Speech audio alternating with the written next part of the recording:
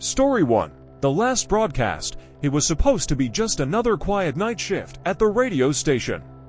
David, a young DJ, sat in the studio, spinning old records and occasionally reading the news. Around 2 a.m., a strange call came in, but there was no voice, only heavy breathing. David joked about it on air, brushing it off as a prank. But when the lights in the studio flickered and the air grew unnaturally cold, he realized he wasn't alone. He tried to leave, but the studio doors were locked from the outside. Then, through the monitors, he saw his own face, staring back at him from the security camera feed, but with eyes completely black and mouth slowly opening wider and wider, stretching impossibly far. Static filled the room.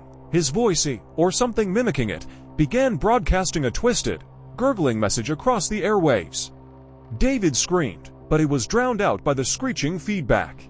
To this day, listeners swear they hear faint cries for help between the late-night songs on that station, but David was never seen again, except on the security footage that plays back at exactly to 13 a.m. every night. Story 2. The Silent Woods. Deep in the heart of Vermont lies a forest no local dares to enter after sunset, Whispering Hollow. Legend says it's not the trees that whisper, but the people trapped within. Maggie, a curious hiker and urban explorer, ignored the warnings. Armed with only a flashlight and her phone, she ventured in after dark. At first, the woods seemed normal. Until she noticed the silence, no crickets, no wind. Not even her own footsteps made a sound. Panic set in when she realized her phone's screen showed a live video, but not of her surroundings. It showed her, but not where she stood. It showed her sleeping in a clearing, surrounded by shadowy figures closing in. When she spun around, she saw them, dozens of black-eyed silhouettes standing just beyond the reach of her flashlight. Running didn't help. The light died. When the search party entered Whispering Hollow the next morning, they found her phone lying neatly on a tree stump.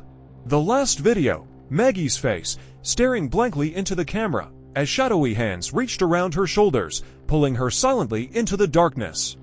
Her body was never found, but some nights, hikers swear they can hear faint laughter and muffled screams coming from deep within the hollow. Story 3. The basement door that wasn't there before. When Jason moved into the old rental house on the edge of town, he thought it was a dream come true. Cheap rent, quiet neighborhood, and a huge backyard. But on the third night, he noticed something odd, a door in the hallway that he swore wasn't there before. It was old, battered, with rusted hinges and a heavy iron lock. Curiosity got the better of him. He found a matching old key in the kitchen drawer, almost as if it was waiting for him.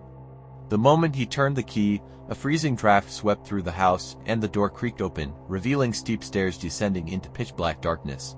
From below came faint sounds. A woman crying, a child laughing, the clinking of chains. Jason should have shut the door. He should have walked away, but he descended. What he found wasn't a basement.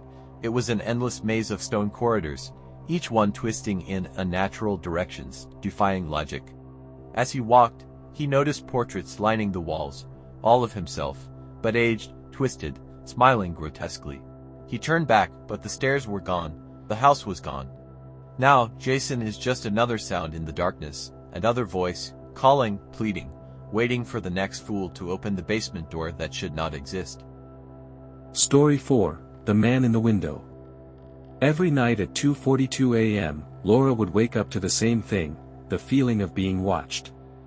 Living on the 5th floor of her apartment complex, she never bothered locking her windows. After all, who could reach that high? One night, she made the mistake of looking. Across the street, in the abandoned building, a figure stood motionless, staring directly at her. Tall. Skin impossibly pale. Eyes black and bottomless. No matter how long she stared, it never moved, until she blinked. When she opened her eyes, it was closer. Day after day, the man would inch closer. First on the roof across the street. Then on the balcony opposite hers. Then, right outside her window, smiling, tapping the glass gently with one finger. Laura called the police, but when they arrived, there was no one there, and no way anyone could have climbed that high. Terrified, she moved to another city, another apartment. She thought it was over.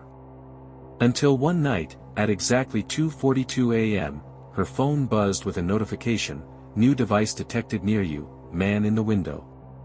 She didn't dare look up, because sometimes, knowing he's there is worse than seeing him.